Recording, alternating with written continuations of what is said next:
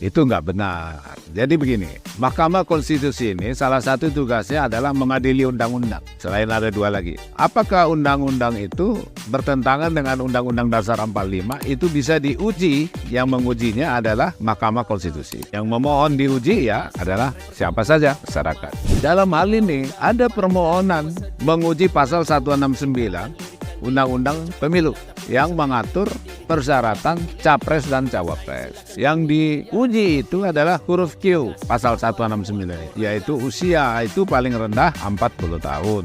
Jadi saya sudah katakan tadi, MK di dalam menguji ini kemudian outputnya adalah amar putusan. Boleh nggak menambah frasa norma?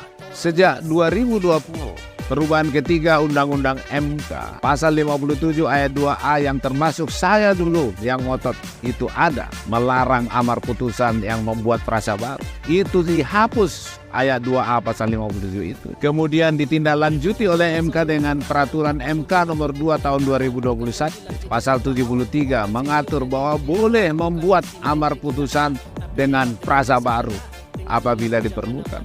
Maka tidak ada yang dilanggar. Perubahan Undang-Undang MK itu siapa yang buat? Yang buat adalah DPR, tentu bersama Presiden. Lalu MK menjalankan itu dan membuat peraturan MK. Nah, ini semua adalah peraturan perundang-undangan yang berlaku. Tidak ada yang dilanggar. Nah, kalau kita bicara soal usia, Undang-Undang Dasar tidak mengatur berapa usia seorang capres, presiden atau wakil presiden.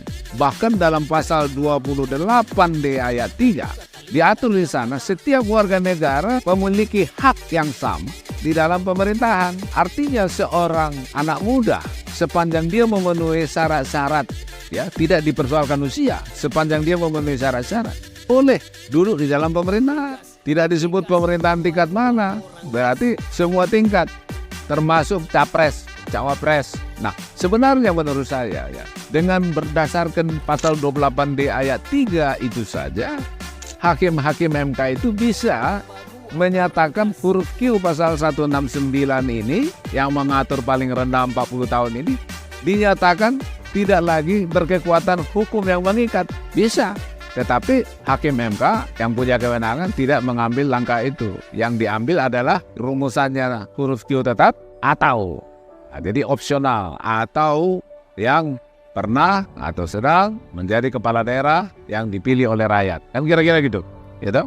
Nah, jadi di dalam pasal 24C ayat 1 Undang-Undang Dasar 45 tegas diatur di sana putusan MK itu final. Tidak ada yang bisa banding atau kasasi, final dan mengikat. Itu berarti apa yang diputuskan MK, putusan nomor 90 MK itu final dan mengikat. Otomatis mengikat seluruh rakyat. Itu berarti huruf Q pasal 169 Undang-Undang nomor 7 tahun 97 tentang pemilu itu otomatis berubah. Dan itulah menjadi dasar KPU untuk menetapkan capres-cawapres sesuai prosedur usulan daripada partai-partai politik. Ya, jadi nggak ada yang cacat itu, nggak ada masalah. Semua itu sudah sesuai dengan hukum, on the track. Saya ingin tahu siapa sih yang bilang itu cacat hukum. Bisa nggak tunjukkan pasal mana yang dilanggar? Tidak ada. Kalau soal cacat etik, saya tadi sudah jawab, ya toh? Karena ini mengadili norma yang mengikat seluruh rakyat. Jadi tidak ada relevansinya di sini konflik interest karena ada hubungan ketua MK amannya Gibran, ya. Apalagi Gibran tidak ikut-ikutan di dalam mengusulkan ini. Kalaupun ada namanya diikuti di berkas, itu kan bisa-bisa saja karena dia mungkin menjadi idolanya orang itu. Ya toh? Itu kan tidak setahu Gibran. Jadi tidak ada masalah, baik secara hukum maupun secara etik. Tidak ada masalah menurut saya. Dan kita hanya berharap seorang Gibran harus bisa menunjukkan dirinya sebagai pemimpin yang dibutuhkan oleh rakyat. Dan ini membawa tentu image generasi milenial untuk bisa membuktikan bahwa kami generasi muda mampu untuk memimpin bangsa.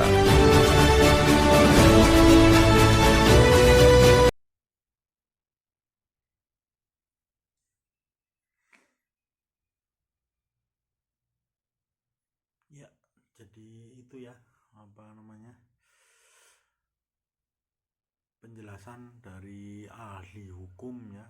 Jadi pencalonan Mas Gibran itu sudah sesuai dengan prosedur ya, jadi on the track ya, sekali lagi ya, on the track ya, seperti itu. Jadi buat 01 ya, tolong jangan diungkit-ungkit lagi ya, karena itu sudah on the track ya, seperti itu ya. Saya sajikan langsung dari pakar-pakarnya ya, kalau saya sendiri takutnya salah. Saya cuman sebagai masyarakat biasa, cuman bisa menyajikan apa yang bisa saya sajikan, tapi dalam konteks yang benar ya, bukan hoax ya. Ini benar, bisa dipertanggungjawabkan, yang berbicara juga yang berkompeten, seperti itu ya. Terima kasih untuk semuanya. Salam damai. Wassalamualaikum warahmatullahi wabarakatuh.